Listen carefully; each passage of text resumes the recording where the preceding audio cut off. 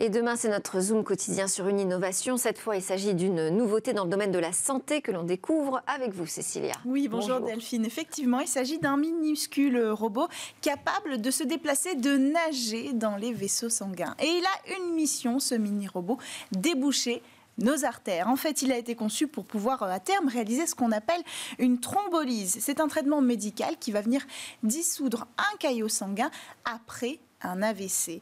Alors c'est une innovation en fait qui constitue véritablement une procédure complète qu'on va découvrir ensemble et qui a été publiée par l'université chinoise de Hong Kong. Alors déjà, à quoi ressemble-t-il ce robot, cette innovation? Mais c'est un minuscule robot hélicoïdal, c'est-à-dire qu'il ressemble véritablement à une vis, vous savez, les mêmes vis qu'on va utiliser pour accrocher, pourquoi pas, un tableau au mur. Et c'est un dispositif qui a d'abord été testé sur une veine artificielle, mais remplie de vrai sang, du sang de porc, et je le précise encore, c'est vraiment microscopique, hein, ça fait 7 mm sur 2. Et alors, comment se déplace-t-il ? Alors, il se déplace grâce aux aimants. Tout fonctionne avec des aimants, c'est ça qui est assez intéressant.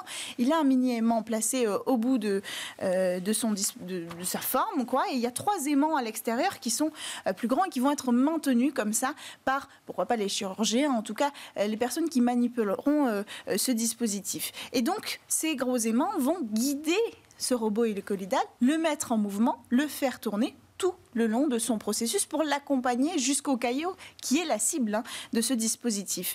Et ce qui est important de préciser, ce qui est intéressant, c'est qu'il se déplace dans une veine avec du sang pulsatile. C'est difficile parce que pulsatile, ça veut dire que le sang est au rythme des battements du cœur. Donc le mouvement il est régulier, mais il n'est pas facile à suivre. Il est aussi capable de se déplacer à contre-courant pour aller dans n'importe quelle direction. Alors il ne se déplace pas à l'aveugle, ce robot.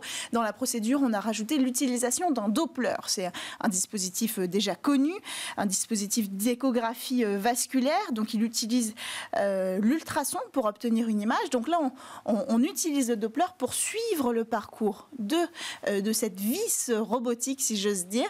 Et donc, grâce aux ultrasons, on sait toujours exactement à quel endroit dans le corps il se déplacera. Et donc, une fois qu'il est arrivé à destination, il est capable d'éliminer, lui, le caillot. Hyper efficacement, grâce à cette forme hélicoïdale, puisqu'il est toujours en mouvement. Donc, en avançant, il ne va pas pousser et boucher, ce qui peut être un risque d'aggraver la situation. Non, il va creuser, en fait, littéralement, ce caillot. Donc, ça présente plusieurs avantages. D'abord, cette taille microscopique, ça va éviter d'endommager la veine elle-même, qui est un cas récurrent dans ce genre de procédure. Et puis, en plus de ça, c'est une procédure extrêmement peu invasive pour le patient, ce qui veut dire on pourra réduire le temps de convalescence. Et puis cette techno, une fois qu'on a vu qu'on pouvait l'amener d'un point A à un point B, on pourra aller plus loin et lui faire apporter un médicament ou une cellule souche dans le cadre du traitement contre le cancer. En fait, les applications vont être assez larges, mais pour ça, bien sûr, il faudra passer d'une veine artificielle à une veine du corps humain, et ça, c'est la prochaine étape des chercheurs. Et prochaine étape on n'en sait rien pour l'instant, parce que là, il faut qu'ils avancent encore sur le travail avec le sang, augmenter aussi le rythme du sang qui circule, mais a priori, d'ici la fin de l'année, ils pourront passer le cap sur une veine humaine, pas dans un corps humain. Ça, ce sera encore l'étape suivante, mais les essais cliniques, vous le savez, sont extrêmement longs à mettre en place.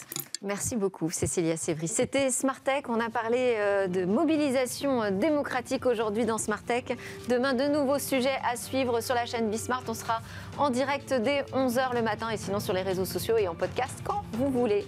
Excellente journée à tous.